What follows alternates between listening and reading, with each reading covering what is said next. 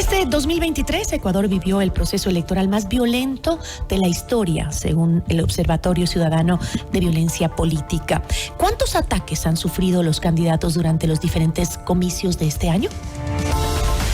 La entrevista a la carta, en diálogo directo con los protagonistas de los hechos.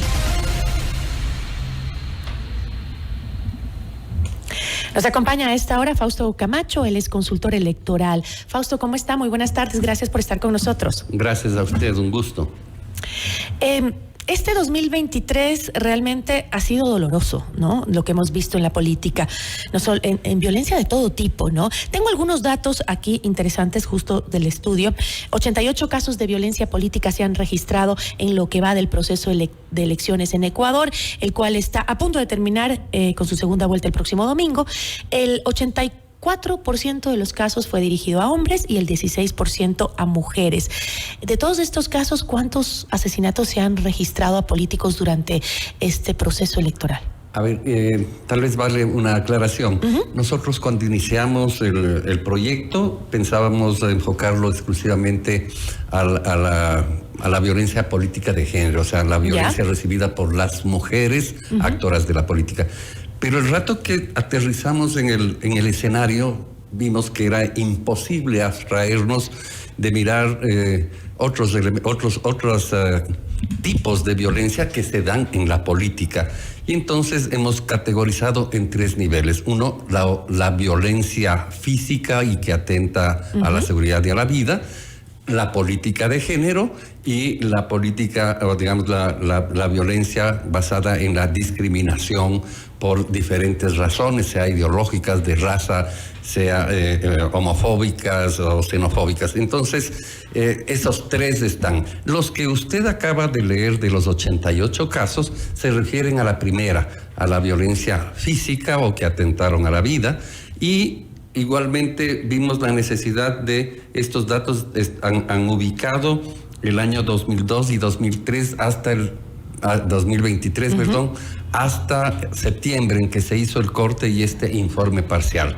Entonces, usted tiene que hay, si no me equivoco, 6 asesinatos, dentro de los cuales uno, por la connotación política, es el que mayor trascendencia tiene, que es el asesinato de Villavicencio, y el asesinato, en segundo lugar, tal vez alcalde de Manta. De Intriago, el alcalde de Manta, sí.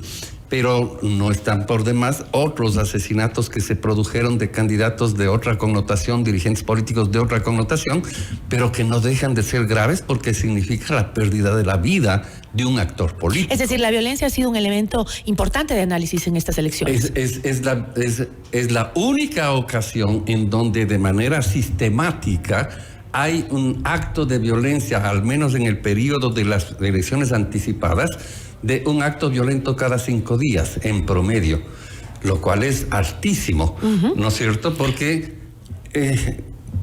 luego entendemos que no podía ser de una manera muy diferente a lo que sucede todos los días en la sociedad. ¿Por qué? Porque las elecciones son parte de la vida de la sociedad.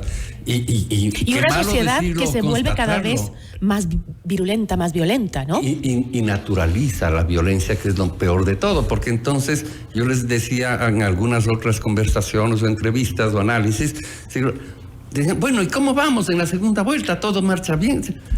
Un ratito, reflexionamos un poquito. Este es el proceso electoral más violento de la historia del país en democracia.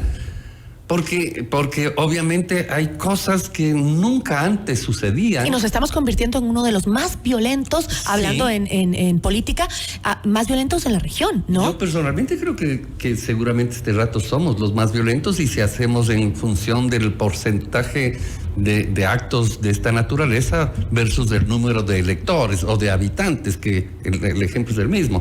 Claro, usted no puede comparar con lo que pasa en México si es que son 80 millones de mexicanos y pretende Pero por habitante vamos por ahí, o más incluso. No sé, no he hecho, pero veamos nuestra propia realidad. O sea, nuestra propia realidad nos dice que esa es una verdad y que no podemos pasar la página después del asesinato de un candidato presidencial como que, bueno, ya pasó y ya pasó, ¿no? Ahora, analicemos un poquito las cifras. Si bien hay sustancialmente más casos de violencia contra los hombres, ¿esto explicaría de cierta manera el por qué menos mujeres intentan optar por participar en la política?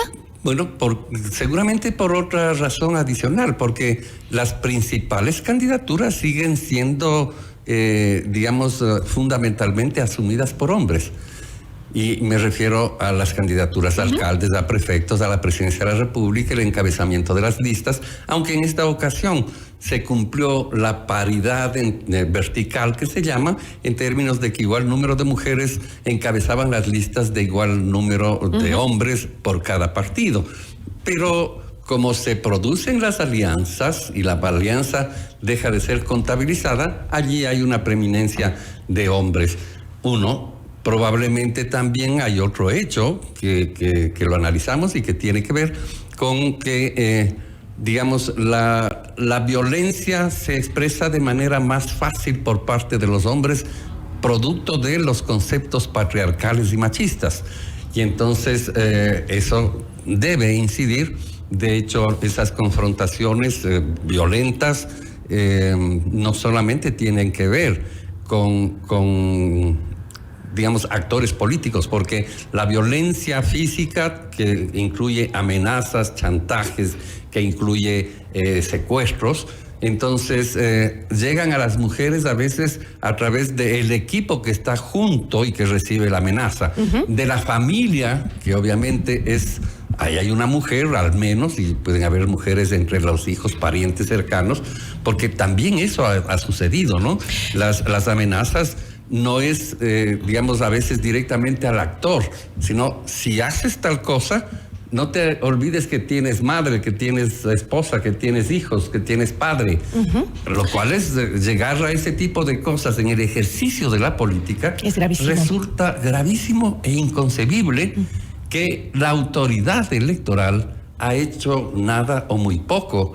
Más que muy poco, nada realmente. Ahora, Fausto, más allá de esta, la violencia más visible, como fue el asesinato de Fernando Villavicencio, se dan tipos de violencia simbólica que han sido, como usted decía, muy normalizadas, ¿no? Sobre todo a la mujer, como llamar moza a la candidata González, por ejemplo, ¿no? Sí, por supuesto. Sí, las dos víctimas o objetivo de la violencia, que no es simbólica solamente, porque es objetiva, es real. Que no es física, eso es otra cosa, ¿ya? Pero es violencia y está además tipificado en el Código de la Democracia, en el artículo 280. Y entonces, aquella expresión de moza, entonces es... ¿Por qué? Porque primero interviene en un tema que no es parte del debate, la vida privada de las personas. Pero en segundo lugar, se lo hace con un estereotipo y con un mecanismo de peyorizar, de satanizar, de castigar a través de las palabras una condición que no es parte del debate político y que tiene que ver, básicamente, que eso solamente puede ser proferido en contra de una mujer. Porque si un hombre tiene un amante, usted no ha escuchado nunca en la política que le digan, usted le pone los cuernos a su mujer como un tema de peyorización. Capaz que sacan pecho por ello. Normalización de un estado machista, ¿no? Sí. Ahora, en este caso los ataques han sido dirigidos tanto a mujeres que son candidatas en los binomios presidenciales, como también a líderes, activistas, periodistas también. Sí. Y tengo aquí algunos datos que se registraron, unas expresiones a este tipo de figuras como monjigata, prostituta, feminazi, y bueno, una lista enorme de cosas horrorosas.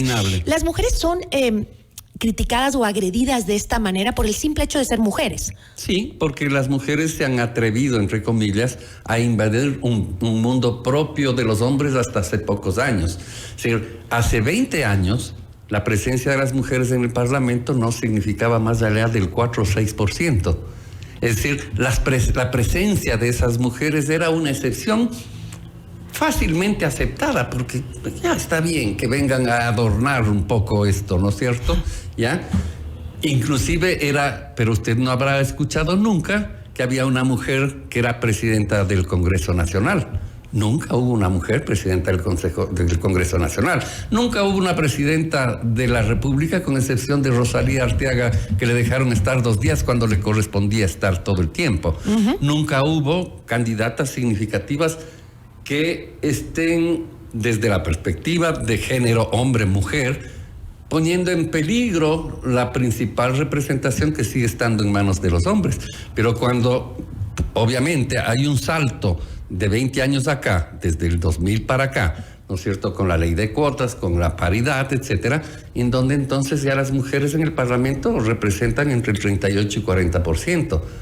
Entonces, obviamente, han invadido, entre comillas, ¿no es cierto?, un ámbito propio de la masculinidad, del machismo, del patriarcado, y no se termina de entender que eso es un proceso que hay que naturalizar, porque es justo, porque los hombres y mujeres somos seres humanos en igualdad de condiciones.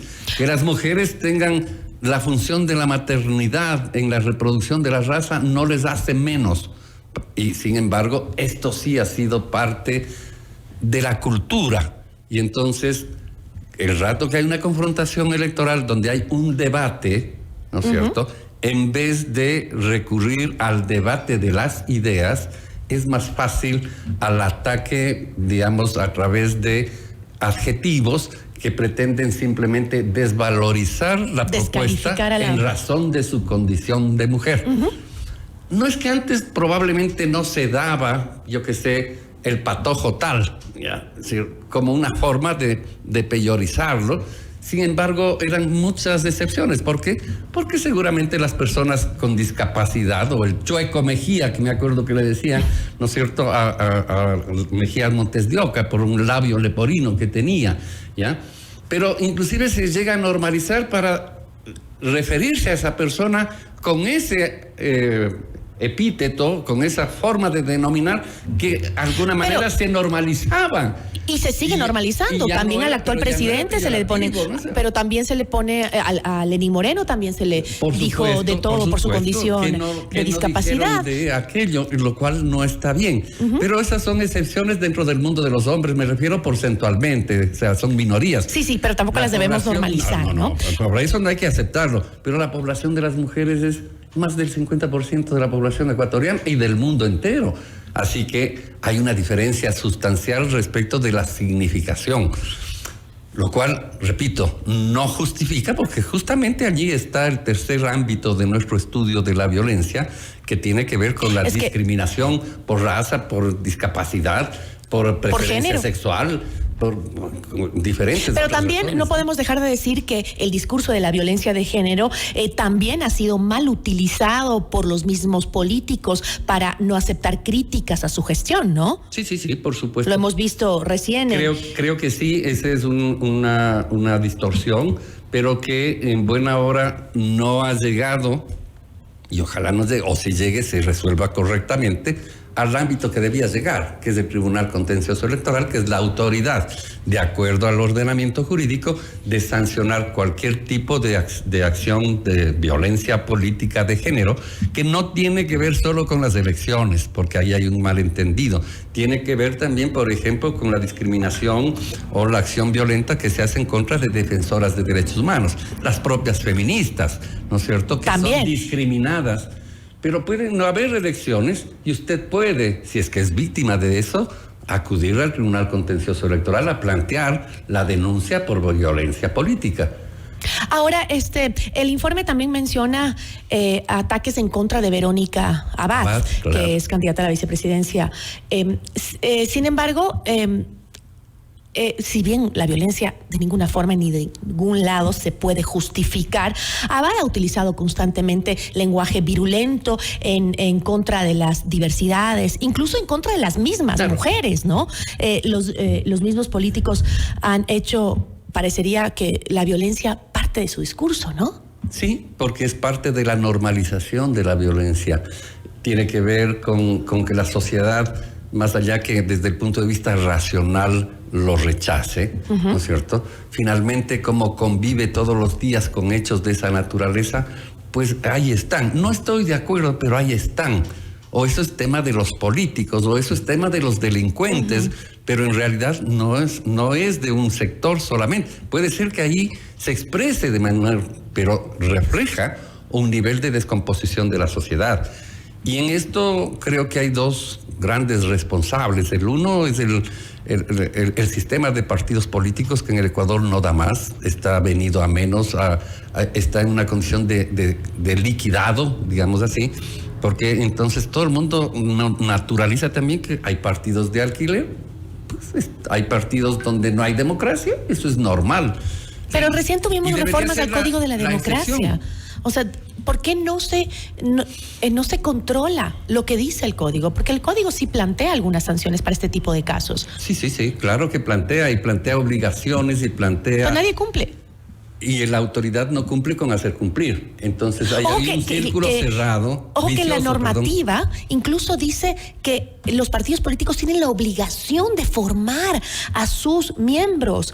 Entonces, si así fuera, si desde ahí partiéramos, las cosas serían distintas, y no el momento que ya están en una elección harían lo que hacen. Ahí el problema, justamente estoy señalando, es desde el nacimiento de estas organizaciones políticas, que nacen, la mayoría de ellas o todas, no sé, ¿no es cierto?, con una gran cantidad de firmas falsas, y nos dicen que son afiliados, y ya ha sido tan naturalizado para nosotros que no hablamos de afiliados falsos, hablamos de firmas. O sea, no puede ser el requisito reunir firmas, el requisito es tener afiliados.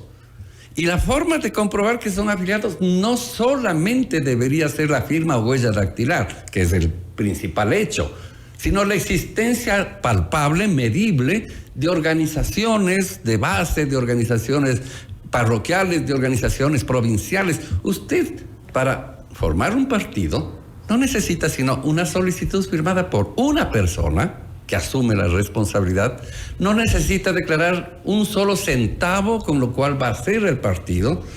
Usted no necesita demostrar que existe la organización. Como en la alcaldía, que había un candidato que extrema derecha, conocido toda la vida, y se lanzó por un partido de izquierda. Claro. O sea, y no había ningún problema, no pasaba nada. Ahora mismo, pues, a ver, ¿cuál de los 8 binomios fue designado en elecciones primarias democráticas internas? Ninguno. Así es. 7 de ellos no se pertenecían y no tenían nada que ver con esas organizaciones políticas que terminaron auspiciándoles y firmaron su inscripción. Ahora, ¿solo el Consejo Nacional Electoral puede definir cuándo un candidato ha cometido irregularidades que pueden ser sancionadas por el Código de la Democracia, o los ciudadanos podemos demandarlos? Cuando se trata de infracciones electorales, como el uso de recursos públicos, como el hacer campaña o proselitismo desde el cargo público de elección popular, o los bueno, lo han hecho algunos alcaldes y prefectos o prefectas. Esas son infracciones electorales. Y esas infracciones electorales deben ser propuestas al Tribunal Contencioso Electoral, sea por el CNE como autoridad administrativa, sea por los actores políticos o cualquier ciudadano. ¿Y la sanción puede ser la destitución del cargo? La sanción puede ser la suspensión de o sea, hay 3 niveles: infracciones leves, infracciones graves e infracciones muy graves, de las que estamos hablando. Dádivas y regalos, por ejemplo, en la campaña, utilización de recursos públicos, promoción, proselitismo. Pero si tú eres ya una autoridad electa y te pones a apoyar... No, pero claro, o sea, el cometimiento de la falta está hecho. Puede plantearse la denuncia hasta 2 años después. Usted tiene que plantear con todos los argumentos y pruebas, por supuesto, ¿no es cierto? No puede simplemente anunciar el hecho y decir usted investigue. ¿Por qué? Porque el tribunal no es una autoridad judicial que investiga, no es la fiscalía. Es decir, el denunciante tiene que proponer en su denuncia todas las pruebas que le den certeza a su denuncia. Si usted dice, el alcalde de esta ciudad está infringiendo el código en el artículo 278 que habla de las infracciones graves, tiene que mostrar por qué. Entonces, aquí está este acto de campaña, aquí está esta sesión solemne, aquí está el video certificado con un perito de que es el video real, esta es la voz real de la persona, según de lo que se trate, ¿no es cierto? Y entonces... O sea, tiene que sustentar su denuncia. Tiene que sustentar la denuncia porque no hay proceso de investigación luego de la denuncia. Simplemente con las pruebas presentadas se convoca una audiencia. En la audiencia se establece la defensa y la acusación nuevamente de manera verbal, y con esos elementos de juicio se juzga. Es lo que está pendiente de resolverse en segunda instancia, por ejemplo, de la denuncia planteada en contra del señor Aleme Vera y la señora Aguiñaga respecto de la infracción electoral de haber llevado adelante un proceso de auspicio partidista en la elección del Consejo de Participación Ciudadana sin que exista, o existiendo prohibición expresa de aquello. Entonces, mañana puede el Tribunal Contencioso resolver a favor o en contra, pero es de un hecho que sucedió en las elecciones en febrero, ¿no es cierto?, pasado. Muchísimas gracias, Fausto. Un gusto siempre. Agradecemos a Fausto Camacho, consultor electoral. Notimundo a la carta. Información oportuna al instante mientras realiza sus actividades